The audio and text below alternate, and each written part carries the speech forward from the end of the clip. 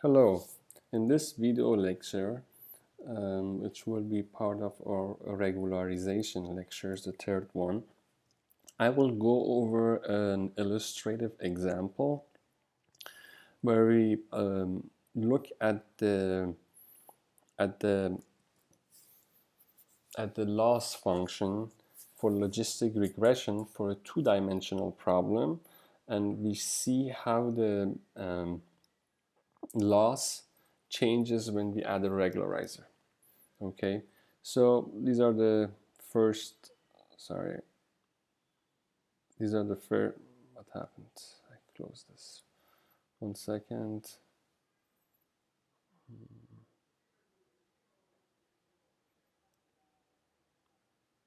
Okay.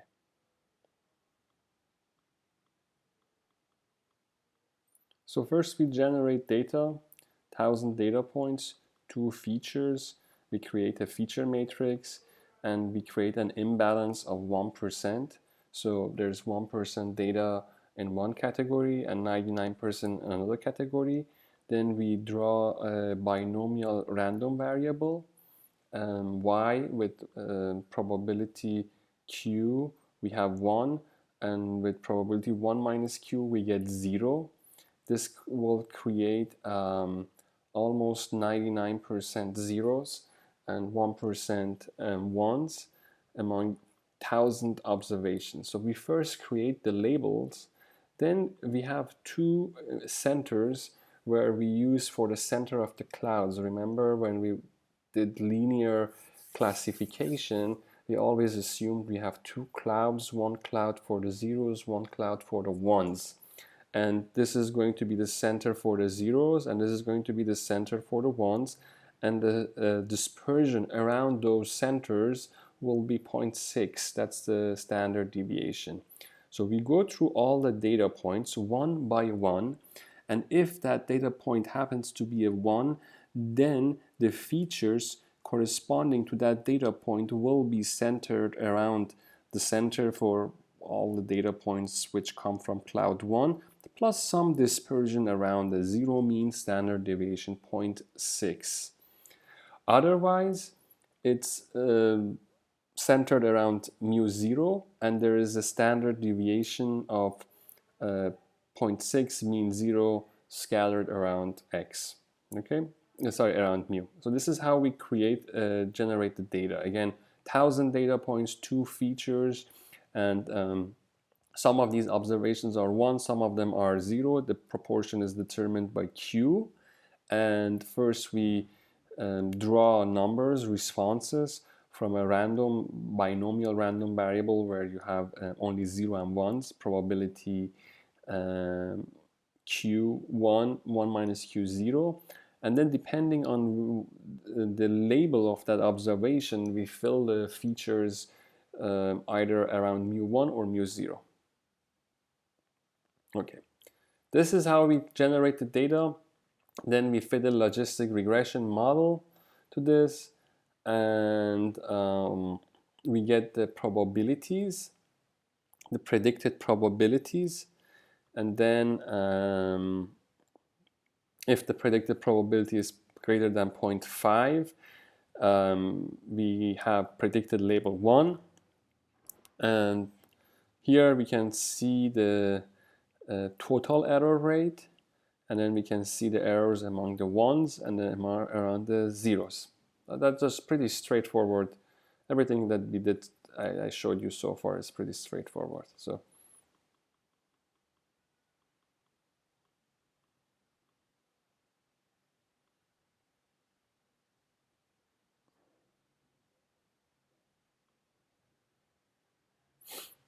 so 99%. 99% is the error rate is 99%, which is not surprising because q is 1, so 1 minus q is 0.99. So if we would assign all the observations to 0, then we would be 99% correct. So that's not a, but if we look at each of the So we make 57% mistake in estimating the ones because there's a smaller number of them. We have just little observations with labels 1. Therefore, it is not surprising that we predict some points. And here it's 99%. So this is not the error rate. 1 minus this is error. So 43% is what we're missing.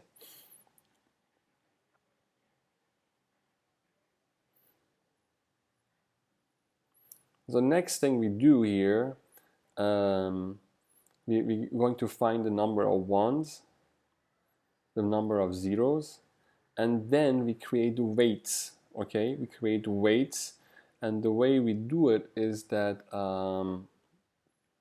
we say, okay, all the weights are 1 over the number of ones, so in inversely proportional to the popularity of the response. Okay, and then we look at the observations for which the label is 0, and we say for those observations the label should be 1 over number zeros, and then we refit the whole thing. Okay, this time weighted, just to see how our probabilities will change, how our error rate will change.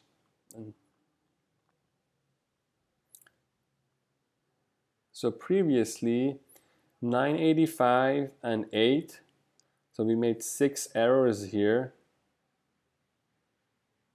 Now we make 1 error here, but we make more errors here. So, but because these errors are among the majority, like the 900, that's okay. The percentage-wise, it's less. The total error may increase slightly, but now the error is balanced. So 95%. So instead of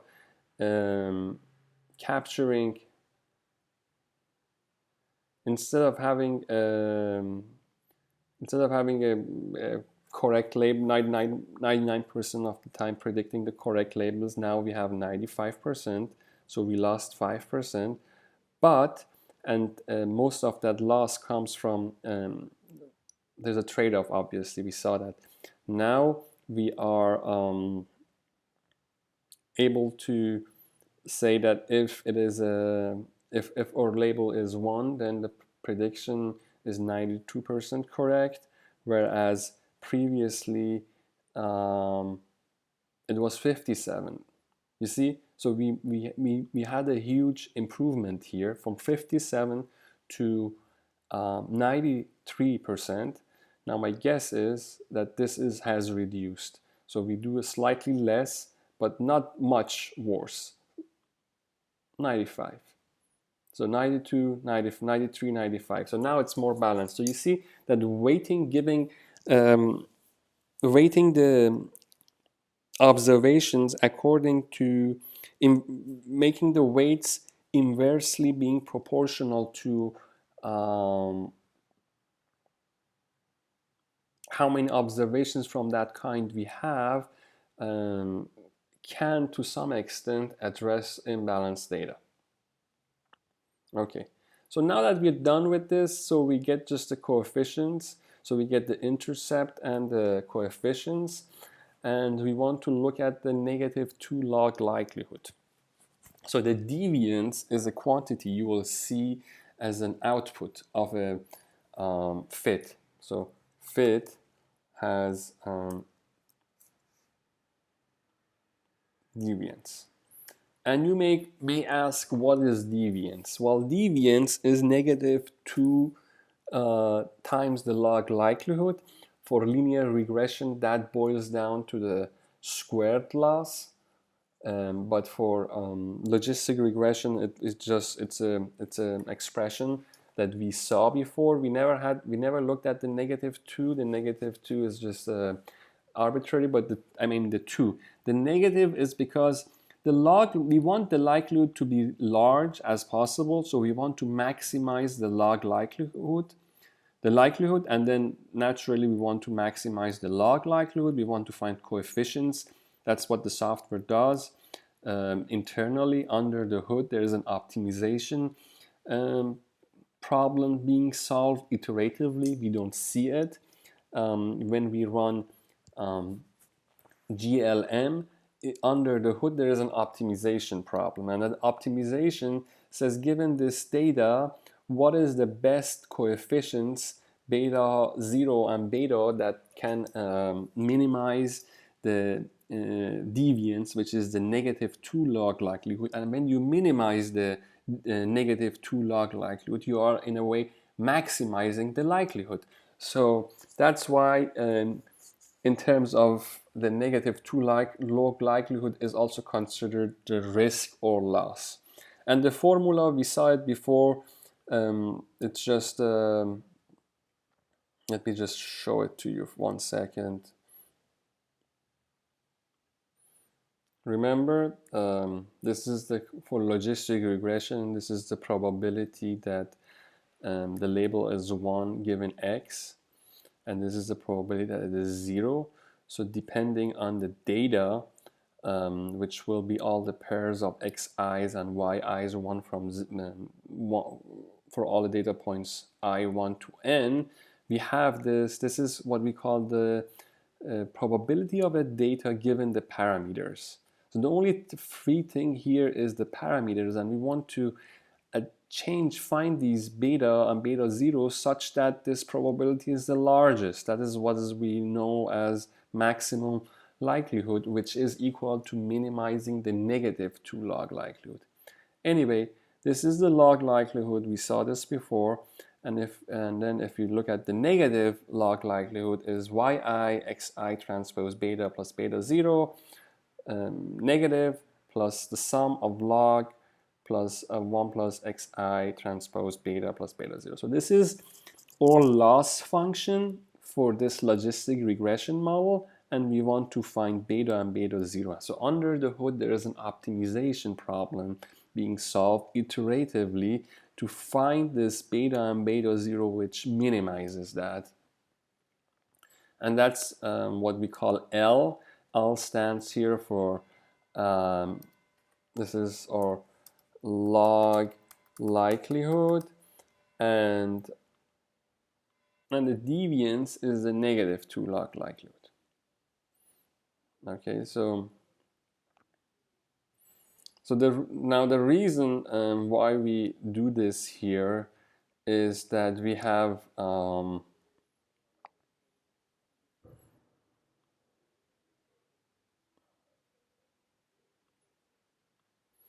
I think because y is a categorical variable. You see it has levels 0 and 1, and if you turn it into a numeric, it turns them into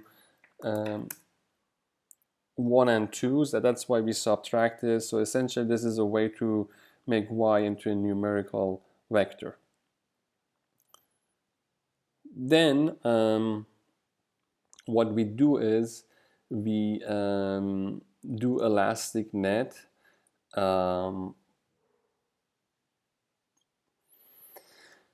So we provide the data x and y, binomial meaning logistic regression. Alpha is elastic net, so that will be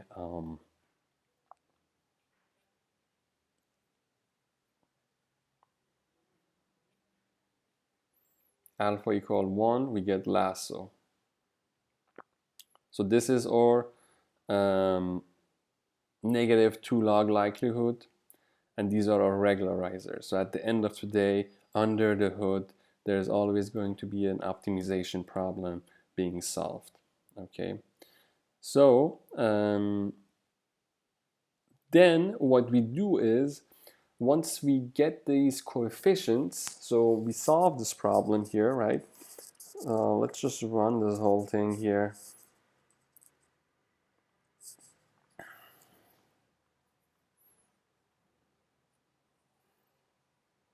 Once we solve this problem,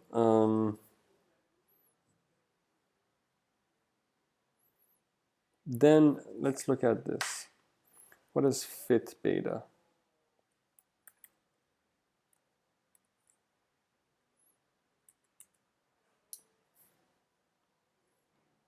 So each column here, so fit beta is a 2 by 73 matrix, and each column corresponds to one of the beta estimates for the corresponding lambda. So fit, for example, beta, all the rows, first column is this.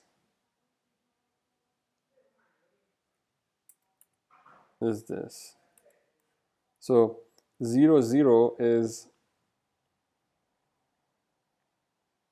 this column, and then 0, negative 0.14 is the second one, and then this is the estimate that you get that corresponds to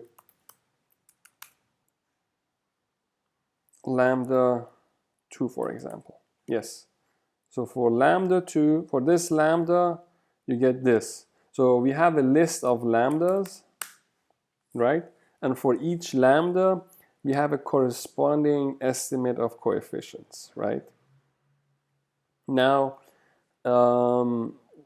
for an arbitrary reason, I just picked the 13, right? I take the 13 coefficient, and then I just look at the coefficients and I create a box around it. So I find the coefficient and say, okay, from -1 to +1 around it, I want to see what the landscape is. So I create these boundaries for the first coefficient minimum, first coefficient maximum, second coefficient minimum, second coefficient maximum, and then I create sequences to cover that that square around the minimum. Okay, I create a grid, and then I evaluate the deviance along that grid according to what the formula for the deviance is, plus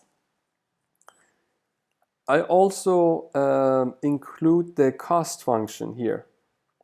So I am essentially, what I'm doing is, I have, for lasso, I have the loss function, right, plus lambda beta 1. So I'm trying to see this function, plot this function, right, plot this function for all the values of beta within a square, and then plot that as a heat map so I can see what the landscape looks like. So L is just a log likelihood, and then we have negative L divided by N because we have so many observations, so we have divided by how many observations we have, and then we add the elastic net regularization coefficient.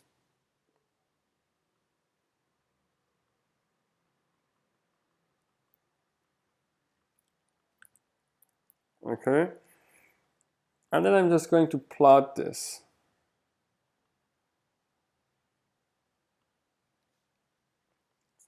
Okay, so this is how the landscape looks like. This shouldn't be Y, this should be beta 1, and then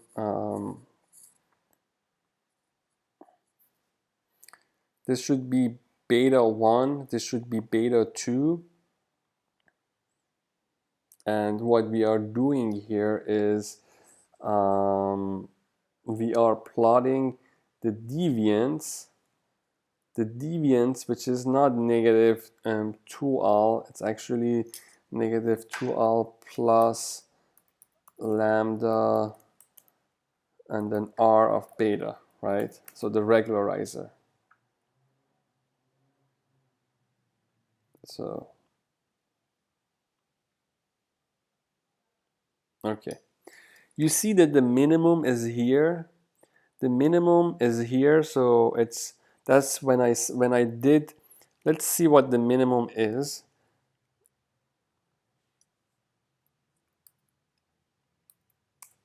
It's negative 0.77, which is going to be. Then we have the second one, negative 0.96.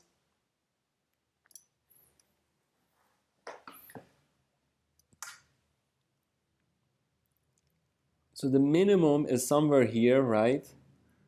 And along the first coordinate, it's somewhere around here, which gives us somewhere around here, which gives us 0.77.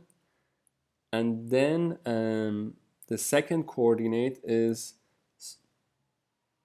around -1, which is this one. Okay. Now we can see that these contour plots, so the way the optimization is happening is that it starts from a random point, let's say here, and then it looks at the gradient and it realizes that, oh, if it moves in this direction, the cost function, this quantity is getting smaller, so it takes it one step further, and at each point it takes it one step further, step until it gets here, which is the minimum. Now you see these breaks here. These breaks happen because of the regularizer. If the regularizer was 0, then we wouldn't have these breaks. This is because of the L1 norm.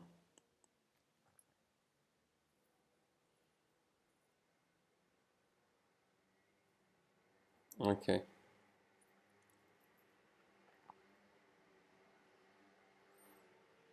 So,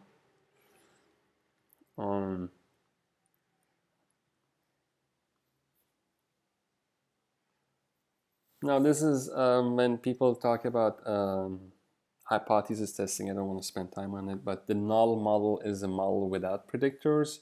So you just stick to the, yeah, just ignore this.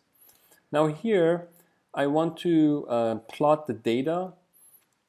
So I create a grid of points. So these are the first features, and I just go from the minimum to the maximum, cover the whole space as a sequence. Then what I do is I plot the separation line based on the estimated coefficients. Okay, so this is the logistic fit without regularization, because beta hat is a quantity that I obtained here. Okay, and it was without regularization. It was a weighted version. Okay, so it's a weighted version. Anyway, sorry, I will find where we are. Okay.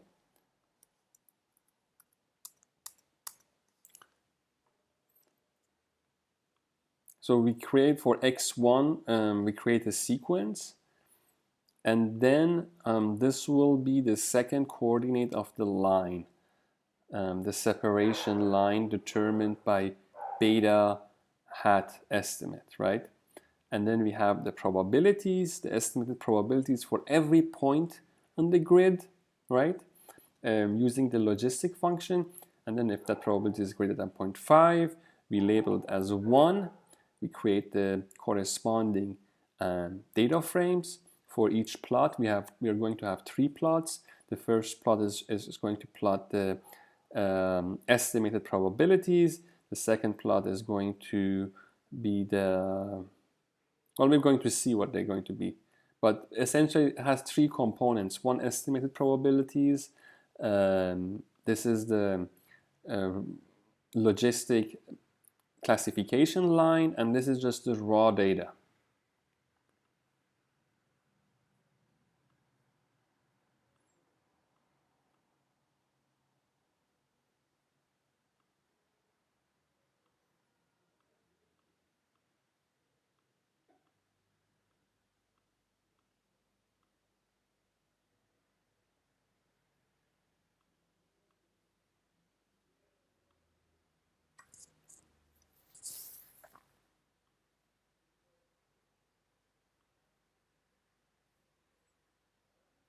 Okay. So this is the line. These are our data points. We see the imbalance. And because we use the weighted version, we were able to essentially make sure that the type 1 error and type 2 error are not significantly different. Here we are just plotting the predicted probabilities, and then here we have the labels, and this line is just the same as this.